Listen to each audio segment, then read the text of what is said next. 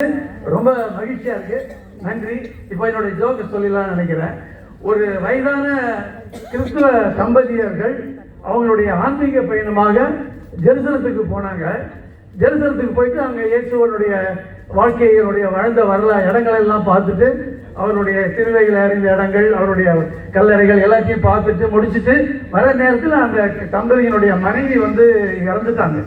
உடனே என்ன பண்ணுறது தெரியல. அப்புறம் அந்த இஸ்ரேலிய அதிகாரிகள் அவங்கள்ட்ட பேசினாங்க. சார் இந்த மாதிரி என்ன பண்ண போறீங்க, உங்களுடைய மனைவியை இங்கேயே நம்ம அடக்கம் பண்ணணும்னாக்க ஒரு பைசா கூட செலவு இல்லாமல் இயேசு கிறிஸ்து கல்லறைக்கு பக்கத்திலேயே கூட நாங்கள் அடக்கம் பண்ணிடுவோம். நீங்கள் உங்கள் இந்தியாவுக்கு கூட்டிகிட்டு போகணுன்னா 10 லட்சம் ரூபா செலவாகும். நீங்கள் என்ன முடிவு பண்ணுறீங்க அப்படின்னு கேட்டார்.